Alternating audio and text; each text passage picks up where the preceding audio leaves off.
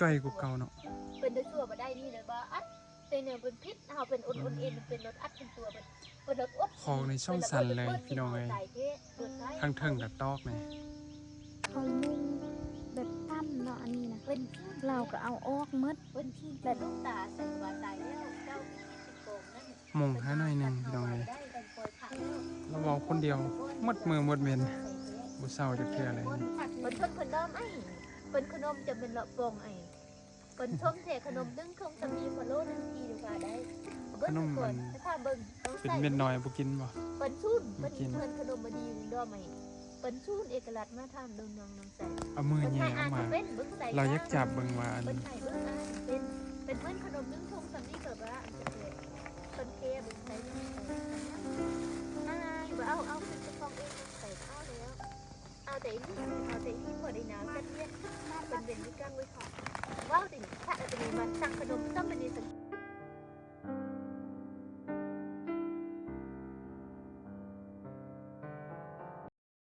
ถ่ายสบายดีทุกคนยินดีต้อนรับเข้าสู่ช่องวิธีสาบานคือเก่าคือเดิมพี่น้องมื้อนี้สิได้ไปเยี่ยมยามนางจินเนาะที่อยู่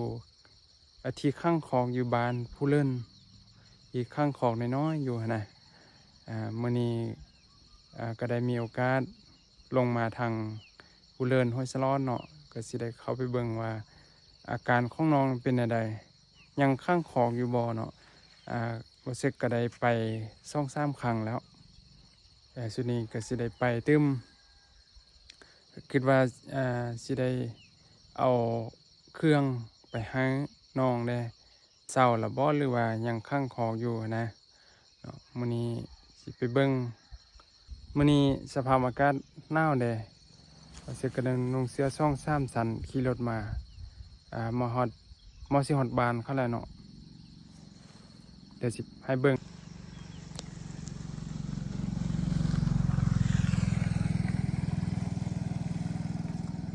ตัวนี้จะเป็นบ้านผู้เลื่อนเนาะเส้นทางในคดเคี้ยวเหลือเกินพี่น้องนี่มองยังปกคลุมอยู่เส้นทางนี่เกี่ยวไปพุ่นเสือสีมาฮอดบ้านนี้คันถ้าว่าลัดซื้อนี่สิบ่อยู่ชาวบ้านเขาจะย่างลัดซื้อนี่เลยไปให้ฝากทางนั้นนี่ย่างลัดนี้กองบานนี้เนาะแต่คันถ้าว่าขี่รถจะได้โค้งไปพี่น้องกับบุกไก่เนาะบุกไก่แต่ว่ามันโค้งเส้นทางโค้งในสภาพอากาศเมื่อคืนนี้ฝนตกพี่น้องฝนตกแห้งดำไล่รอนไล่ลินตามเส้นทางเนาะเส้นทางกับบางบอนกะยากได้พี่น้องคิดว่าสิมาแต่เช้าๆแต่ว่า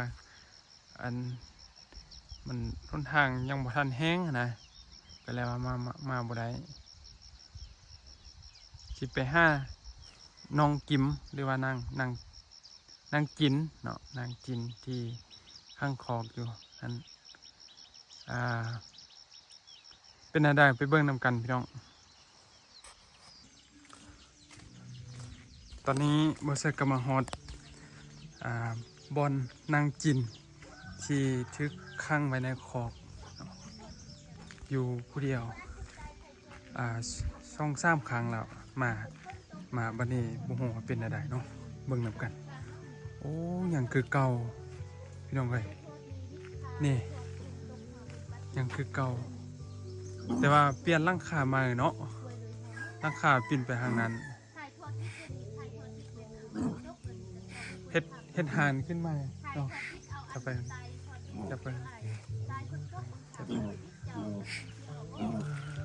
ตัวคือบ่เปลี่ยนของให้เราแปลงของให้เราไหมบ่มีคนสวยบอกเราเว้าผู้เดียวพี่น้องถ่ายทอดปิดกันเจ้ารถติดเลยนี่เจ้าบ่ให้เปิดทางเขาไปดีเด้อเฮาเป็นถ่ายทอดปิดเนี่ยเราเว้าผู้เดียวพี่น้องเจ้าถ่ายทอดปิดเจ้าหูผิดเจ้าโดนบ่ได้เห็นหน้าเห็นตาเห็นเจ้าถ่ายเอาบ่ฮู้ว่าสิเว้านำเราแนวใดเนาะคนตายตัวเนี่ยเอาจับคน หมูโต๊ะ2-3ตัวเอาหมู เราเว้าผู้เดียวพี่น้องเอ้ย เว้าบ่เซาจักเทื่อมื้อนี้ก็ได้เอาเครื่องมาให้เนาะได้เอาเครื่องมาให้มีผ้าห่มได้มีผ้าห่มกับมุงที่อันพระอาจารย์วิสินนารามเพิ่นฝากมาให้เนาะฝากมาให้เราให้บ่เซกนี่เป็นสะพานบุญในการช่วยเหลือในครั้งนี้ก็อยากให้อันน้องเจมส์ขอบใจแทนนางจินนี้ขอบใจเพิ่นได้ โดยก็ขอบใจที่มาช่วยเหลือให้ผ้าห่มและให้ โดย เครื่องเนาะขอบใจนำทีมงานหลายๆเด้อที่มาช่วย โดย คอยทานมีสุขภาพแข็งแรงมีหน้าที่การงานดีปรารถนาสิ่งใดก็ขอให้ได้สิ่งนั้น เทื่อนึงเนาะตั้งนะให้อันครอบครัวก็ขอบใจนำท่านทางพระอาจารย์วิสินารามที่เพิ่นให้การช่วยเหลือในครั้งนี้เนาะมาให้นางจินที่ข้างไว้ในคอกนี้พี่น้องก็ให้เพิ่นจงมีสุขภาพแข็งแรงผมเจ็บอย่าได้คมคายอย่าสมีเนาะพี่น้องเว้าคือเก่าเนาะพี่น้อง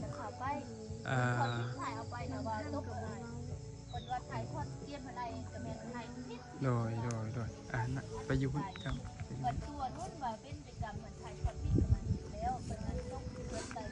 อันบล็อกเราให้ได้ว่าเอาเครื่องมาให้ กินสับเครื่องมา วันนี้พอเป็นมะม่าวดีนะมาสร้างเกมย้อนไข่ทอดพิษนี่อะไรพืชพอกเลยแต่ยันบอลเหลวหมูโต๊ะนึงเป็นฮอดบริดานนี่กันมีใจทีนี้เขาเป็นตกเดือนเบิ้งทางกับมึงเขาเจ้าว่ามีหางแล้วทางมาบวชดิ้นกินย่างคนเสียยากินกันมาปุ๊บกินเหมือนต้นล้นจะมืดแล้วกันมาได้ปุ๊บกินซีดีอยู่ส่วนเครื่องประมาณเป็นกำไอ้เครื่องรถเวอร์ทางเป็นมาม่านี่คนเจ้าได้เนาะตอนนี้ฮอดบริดาน10,000ต้นขนมอยู่เงินกันติ้มอยู่ฝุ่นปลาโลงทองทั้งเนื้อไอเป็นผู้ทอนนี้ต่อไปเขาเอาไปได้ทุกก้อนนี่เขาเจ้าก็ดีใจเงินเป็นดอกเลื่อนเขาเป็นเงาเขาเป็นพ่อเขาไต่ลงแล้วใจให้เป็นตับเป็ดตะไก่นะเป็นแต่เองเป็นโคบาคูนิดมากินมาได้จังคืนจนมาตื่นมาได้เร็วเป็นซ้ำนี่เจ้าเป็นเพื่อนดันลบไปเองลบไปได้เด้อโดนมาเป็นปัญหาขึ้นตาเจ้าก็ได้เงินดีเงินด้านได้นักทานคนใดดีเอาใจเนาะคนที่จนเขาได้เป็นนักครองนี่คือยังคนที่มาในบ้าน ค่อยมาแล้วเด็กเอาปล่อยเราเอามาบ่ได้ปล่อยเลย อันนี้คือว่าพิจารณา เป็นคนละยันไปอยู่ป้า ใส่แล้วเจ้าพิจาร ยัน ณา ไปอยู่ป่า เป็นอัดคนตัวบนไส้เป็นตัวพ่อเป็นเจ้านี่ดิน เป็นนี่ติเจ้า เป็นเพื่อนนั่นที่ดินแมวมีแต่เดินแมวบ้าน มีแต่ข้างไว้สนี้ มันจะข้างไว้ตลอดเลย ตายนี่ทุกคนทุกตายเลยเป็นไข่แนวในคุณเจ้าอยากอายทายทอดเอาวิทเอาใส่ส่งกับความชีวิตในใกล้ มีแต่เครื่องเขาเอามาให้หลอน โดนชีวิตเนาะ เอามาให้เราได้บ่ ทิ้งนี่พนันเป็นรักเป็นความเป็นตำนานรัก ยันเราบ่เอา ป่วยด้วยยังเขาเป็นเกี้ยนในฮอนดาเป็นเขาเป็นตำรวจเป็นคนนี่เนี่ยเทะคนเคเขาว่ายังเขามีแต่โบพิษคันดีพิษว่าขี้หลุด ช่วงหนาวๆเด้เราเห็นได้อยู่ เป็นเจ้าอันเป็นความ อยู่ในนี่เลย เอาผ้าห่มให้ก็บอกมาเอา เป็น ห่ม ชนในก้น บ่ห่ม เป็นเทียมไทย บ่หนาวอ่ะ เป็นเทียมเอาไปได้ด้วยไทยทศวิทยาส่งข้อความมันเมื่อกี้นักข่าวไทยทศนี่จะเป็นพิษอัด เอาผ้าห่มมาให้ได้เทื่อแล้ว เป็นเจ้าบ่เอาเป็นเจ้าเป็นโต๊ะสนใจนี่เนี่ยเป็นเจ้าบ่ฮู้เบิ่งเสือเจ้าน้องใส่เป็นห่อใจเอิ้นเฮือนเป็น กูจ้อยกูเก่าเนาะ เป็นได้ชั่วบ่ได้นี่เลยบ่อัดแต่เนี่ยเป็นพิษเฮาเป็นอุ่นๆเอ็นเป็นรถอัดเป็นตัวเป็นรถอด ของในช่องสั่นเลยพี่น้องเอ้ยทางเทิงกับตอกนี่ เบิ่งไข่ ฝนตกสิบ่ผ่ามาใช่บ่บางนั้น ปัญหาบ่มีมือเจ้าไปกันเจ้าหัวใจ เพื่อถ้านั่นเขามุงแบบตั้มเนาะอันนี้นะ เป็น เราก็เอาออกหมด และได้มามุงให้อีก เป็นคนเลี้ยงแมวบ้านนะคะ บ่แม่นมีแนวเฮ็ดครับ เป็น บ่ ว่า จิม เว้นกรรมแต่ว่าปล่อยพ่อ มีแนวเฮ็ดครับบ่จิม ผู้สิตู้มีวันสงบก็มีได้เล่นดาวเป็นนักข้าวกันเกมเล่นดิ้นกินบ่หาแต้งแฮงบ่หาได้ให้บ่จ่ายไว้ปล่อยชีวิตคนล้นบ่ลื่นดีกว่าเป็นว่ายังมีมีแต่ให้เป็นแบเป็นยังก็เป็นแนวไปยังเลยไปเป็นยังนี่สูญชีวิตเป็นเขาเนาะเป็นเจ้าหรืออัดเป็นตัว ก็กำลังกับผัก มีผักก็ให้ผักมีซีนก็ให้ซีน หุ้นหายตายเป็นเวียดนามจำเป็นเบิดปวดพ้นงานคิดแบบเป็นชุ่มเป็นวันจนเป็น ต้นเองเป็นในบ้านกัน ขนมนี่แหละ บ้านชุมชนเลย อืม คนเองเป็นนักข่าวเฮา โดย ปันชุนชีวิตบ้านเป็นตัวเฮาเป็นตาว่าเฮาเป็นมือตะกอนเคยมีแค่เป็นแค่ คันไม้พวกนี้เราสิออกได้แล้วเนาะ ลืมผ้าแดงมันมี เอาก็ไม้อันมันนั่นน่ะ เสียแล้วปันว่าชีวิตกันใจชีวิตเกิดมาอัดเป็นตัว จนเลื่อมไปเลยพี่น้องข้างใน มีกันบ่ให้กันบ่ให้กันสงบบ่มี ตะกี้หัน เพิ่นชอบ บ่มีอัน เพิ่นว่า ไม้แปลนซาข้างพื้นนะเนาะเรานั่งพื้นเลยอาสุนีนี่อันพี่น้องเอามาให้นั่งมีแผ่นหนึง นั่นหมูพิษเนี่ยพิษขยังเป็นพยาธิปาติผม น้ำกินนี่เราเห็นได้กิน เป็นชุดไม่ต้องไทยพิธีกร เอามัน ทอนไม่ได้พิธีกรเป็นเจ้าที่มันใจคือตอนกันจะกินต้มไก่เขาก็ให้เป็นน้องใส่มาต้มเป็นต้มใส่เองเป็นเลงฮอดได้เจ้าเขานี่เนี่ยเป็นโควิดติดกระเตอนี่เป็นลมตกเดือนหัวตกข้าน เว้าคนเดียวอยู่ตลอดเลยพี่น้องเอ้ย ขึ้นมาไปเป็นส้มมะกอนนี่เป็นโควิดชีวิตเกิดมานี่อัดเป็นตัวเองเป็นเลงเขาเป็นตกเพศ เมื่อคืนนี้ฝนตกแห้งเปียกหมดเลยข้างใน เขาตกทุ่งลุงไก่นี่คืนเสียดีเป็นบ้าวันนี้ทายตกเดือนเราเปลือนย่างสี่เดือนดาวเป็นเฮาไม่เคยเปลือนเดือนสมีเป็นเฮาไม่โควิดคือเราเป็นเจ้าเล่นเท้าเป็นเจ้ามันอยากเย็นเด็กก้อนเนี่ยเป็นต้นโควิดเก่าเป็นเฮาเคยโดนมาเห็นนานเจ้าเป็นลุ่มตาใส่บาตายแล้วเจ้าพิษติดโกงนั่น มองหาหน่อยหนึงพี่น้องเอ้ย ได้กันปล่อยขาแล้ว เราเว้าคนเดียวหมดมือหมดเว้นบ่เศร้าจักเทื่อเลย ก้อนเมื่อก่อนนี่เป็นชุดอีดีนี่เป็นยั้งลุงตาเป็นคิดในบ้านทานเห็นเล่นหัวน่ะเป็นตายจนโดนตายแตกลมไหตัดคอตัดไม้ เวลาเอาออ เป็น ก นอนกระดุมแล้วเป็น เอาสังกะสีมาบังเราออกมันบ่เราเอาออกเอง เป็นทุ่งเฮาฮิตกิด เอาไม้ทางออกเองว้าโถแหงเสื้อแหงสางแท้พี่น้อง เขาห้ามเล่นคนนี้เนี่ยเป็นทันหลังกายหายนี่ บางยันพุ่น ไปฉะนั้นอัดคนตัวได้คิดเดือดตายนี่แค่ว่า บังอยู่ไกลอยู่ไกลพี่ก่อนอีกแค่นี้พี่ เป็นชุดหนึ่งเล่นเพียแต่ว่าเขาเป็นเย็นกล้ามทำให้ทนของตน บังอยู่แค่นี้นะสิได้อยู่ เกมมันสมมติมันโตอังหรือโตอีน่ะนี่ได้มันเดือนเส้นกล้ามเหมือนโดนแตกหัวใจกันนี่ข่าวละดีก็กินมาได้ก็มันลุกขึ้นมากินได้กลางคืนตื่นได้แล้วเป็นเจ้าบอกให้เสียนาน้องใส่เด้ออันคือสุนัขก็ไม่เปลี่ยนเกมเป็นโลนหัวใจเป็นขนมข้าวต้มข้าวต้มทอดในร้านเป็นในบ้านจะเอาเป็น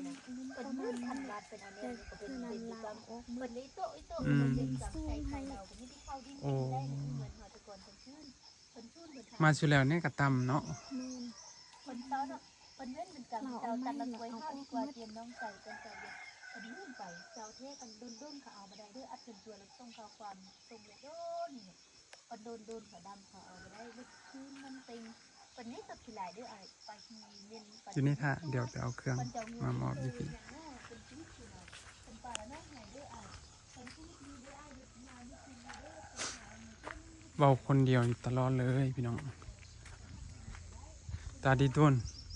แต่กระสวยยังบ่ได้พี่น้องเอ้ยเพราะว่าคืออยู่ลาวนี่จะบ่มีห้องหมอนิติเวช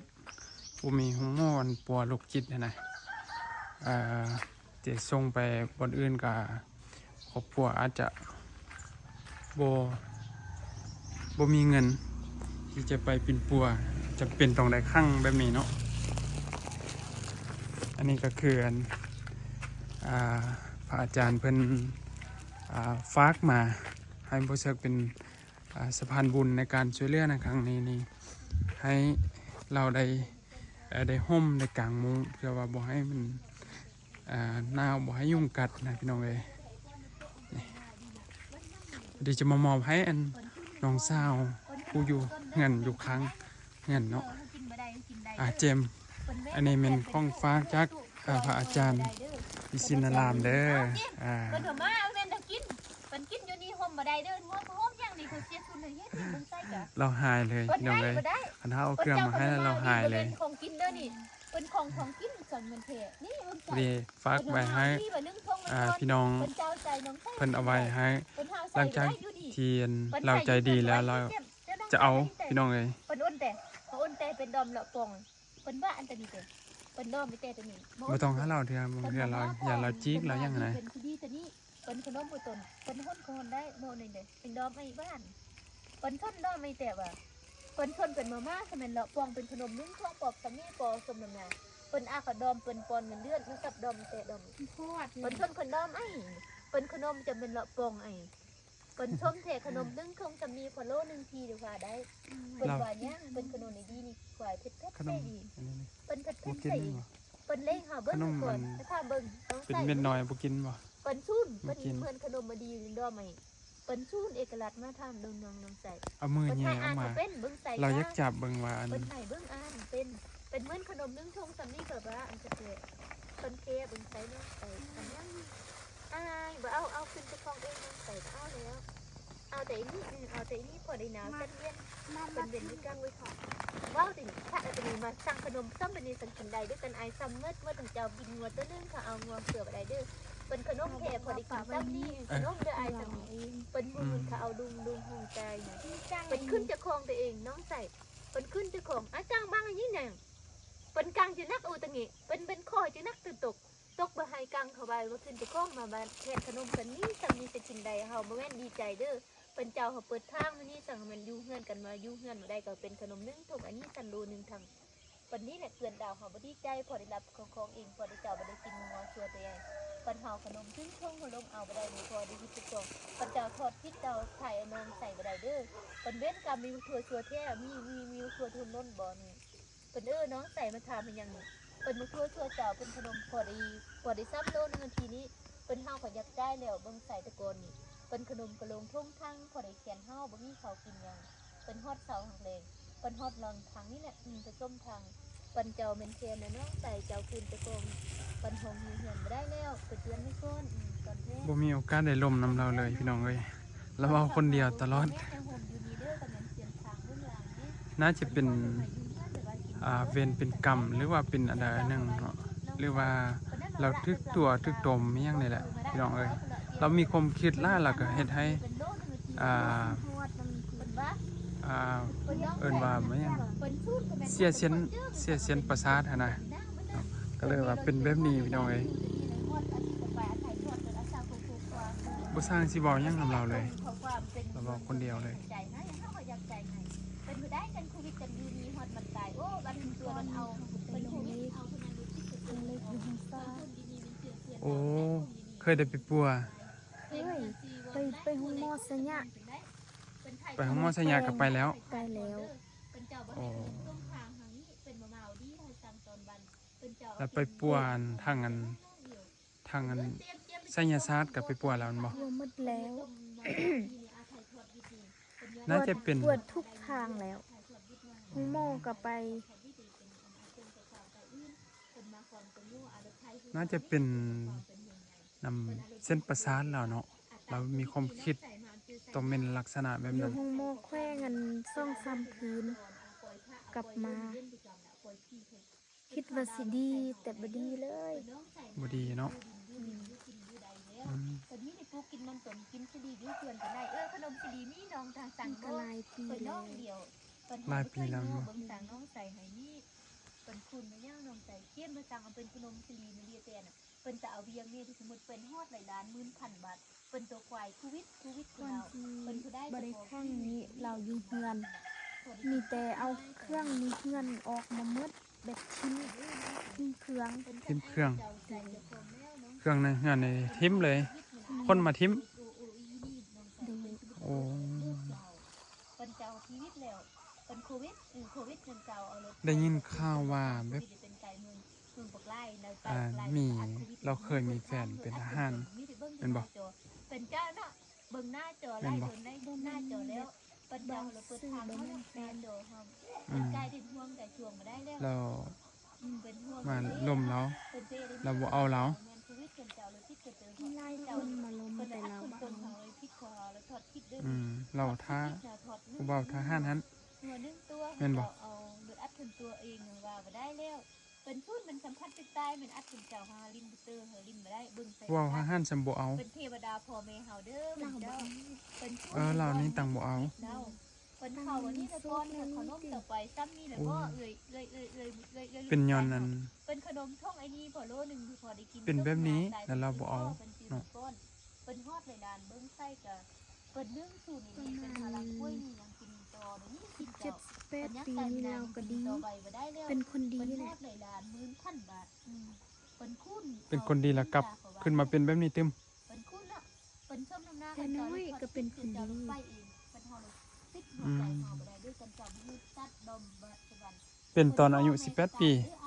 เพิ่นเจ้าดอมมีกิ้งตัดเทวดาตัดตัวเขาบ่ได้ สาวนี่ติ ประมาณ20 ปี จำแม่ อืม ต้องไป ยังน้อย กันเจ้าบ่ได้กินขนมนึ่งทางนี่เฮือนจันติ้มทิมแต่เด้อเป็นเวรกรรมกันเจ้าบ่โชคดีขึ้นเป็นฮอดในร้านมื้อ มาสุดแล้วนี่ก็ เป็นร้านหัวสิไข่เฮาทุนนี้ เอ่อ เป็นแค่เป็นร้านหัว เป็น สิไข่เป็นไฟ ผู้ตุยผู้อันนั้นเด้แต่มาสุดนี้ในจ้อยหลายเนาะ จ้อยหลาย มาจากทูโลซันโลพิษนี่แหละเป็นเฮาก็มีเรื่องเตอนี่แหละ นำก็บ่ได้อาบผมก็บ่ได้สระพี่น้องเอ้ย ผู้ที่ถือเจ้าเป็นเจ้าลูกชายเจ้าเป็นมนุษย์ใจนี่แหละเป็นนายตัวหัวเจ้าเฮาเป็นผู้ประทายเนาะเป็นชมหาอยากไปนำเจ้าเป็นอยากไปเทะเป็นเสียบ่เคย บ่ได้ ก่อ ข้าน งเราก็ไปอยู่ป่าแล้วคนเมิดบานนี้ไปซอกได้จับมาละเด็กแป้งคอกนี่ข้างไว้ โอ้ พวกนี้ก็แป้งซ้ำเถื่อละติดมีเถื่อนี้ 3 เทื่อแล้ว เป็นนำเพื่อนเพื่อนอย่างทันเทียนเร็วเป็นไทยชีวิตเป็นเจ้านางไทยเป็นมันชีวิตเนาะ ได้ยินว่าแบบไปอยู่ป่าแล้วให้บานยานแม่นบ่ไล่ตีเข้าแม่นบ่ เบิดดี ให้บานยานเล็กน้อยยาน ตั้งให้บานยานตั้งอีตนลาวไปอยู่ป่า อืม ยานว่าฝนตกซิม แมันแบบแนวเฮาเบิ่งบ่เห็นนี่บ่แนวเฮาเบิ่งบ่เห็นแล้วมันเฮ็ดทางบ่มันคุ้มบ่หรือว่าแนวใดบ่ฮู้เนาะเฮาก็บ่ฮู้ พี่น้องเอ้ยบ่ได้ฮู้คอมเมนต์มาบอกแด้ว่าเป็นอันใดอ่ะบ่ได้ฮู้เรื่องฮู้ราวว่าอาการแบบนี้นะคอมเมนต์มาบอกบ่สึกแด้ว่าสิได้หาทางช่วยเหลือให้มันดีขึ้นนะพี่น้อง ปันนี้ยังให้น้องใส่หาตัดให้เร็วปันในแก้วพี่โตก่อนเฮาโดนมาเคยเห็นหน้าเห็นตาเป็นเบิ่งที่หน้าจอตายที่ห่วงที่น้อพี่โตก่อนที่เป็นเฮาจับ เราเว้าความเก่า ปันคิดถึงอัดคุณตัว หนึ่งจะเป็นหมู่เนาะว่าเรื่องหมู่แล้วก็ซ่องละเงิน100 ล้าน200 ล้านนะคำเว้าหั้นนะแล้วก็ขนมเราเว้าวนไปเวียนมาอยู่พี่น้องเอ้ย เป็นทรงขวานเนาะตอนนี้เดินเม้นนี่กำเฮาบ่มีเคยคลอพ่อแม่ว่านี้แล้วเป็นต้นหรืออยู่เฮือนจะไทยมาจะเป็นเฮาคือโดนมาเห็นหน้าเห็นตาเนี่ยถ่ายทอดวิทย์เป็นเจ้าพิษไทยทอดวิทย์เนี่ยเฮาพิษ AI เนี่ยตอนนี้เนี่ยเป็นเทวดาเฮาอยู่ทางหลังนึเป็นคนตกถึงทีมจนเป็นใจนี่เฮาเป็นนักตายแตกหัวใจเฮาพี่นั่งเจ็บหัวใจนี่เป็นต้นเนาะโควิดจะตายนี่เป็นเฮากันเปิดทางบ่เป็นทางเฮาเป็นนี่แต่เงินเฮาเปิดทางอะไรเป็นแต่เสียเลยเด้อไอ้นี่เป็นซุ่นเกิดมาให้เสียเฮาเป็นเจ้าเอาหมูตัวนึงพึ่งหมูแท้เป็นห่วงกินน้ำกันสวรรค์นี่ขนมข้าวต้มนี่คนมาให้กินตกของเฮาเด้อใจซ้ำใจมันใจ นี่แหละพี่น้องสตาวัสนาของคนเนาะบางคนก็ได้อยู่แบบนี้ย้อน เป็นคนเงินคน อ่า ตายคนที่ลายอันตาย ประสาทย้อนความคิด เป็นใจ คิดร้ายก็เป็นแบบนี้ แต่ก็บ่แน่บางเทื่อก็มีแบบอื่นเนาะมีแนวอื่นที่มาเฮ็ดให้มันเป็นแบบนี้เนาะจึงได้ขังคอกไว้คันถ้าว่าปล่อยนี่จะไปอยู่ป่าพี่น้องอยู่บริเวณนั้นอ้อมแอมนี่ก็เป็นห่วงยันว่าสิไปอยู่ไปกินอันใดไปอยู่ป่านะยันว่าสิเป็นแบบใดก็บ่ฮู้หั้นนะเนาะก็เลยได้มาขังแบบนี้เอาเขาเอาน้ำมาให้เนาะมื้อนี้ก็รู้สึกก็ได้เป็นสะพานบุญให้พระอาจารย์วิชินารามที่เพิ่นเอาเครื่องช่วยเหลือมามอบให้จะเป็นผ้าห่มแล้วก็มุ้งเนาะพี่น้องคนอื่นก็ขอบอกขอบใจหลายๆที่เพิ่นมีน้ำใจศรัทธาหรือว่าช่วยเหลือคนทุกข์คนยากเนาะรู้สึกเป็นสะพานบุญให้ขอขอบใจหลายๆเนาะพี่น้องสันคลิปนี้วันนี้ก็หมดเพียงเท่านี้ผู้ใดหูเรื่องหูราวประเภทการเป็นแบบนี้นะอย่าลืมคอมเมนต์มาให้เบาสึกเพื่อจะได้หาทางแก้ไขช่วยกันสำหรับคลิปนี้อย่าลืมกดไลค์กดแชร์กดติดตามเพื่อเป็นกำลังใจให้ช่องวิธีสาบานสำหรับคลิปนี้สบายดี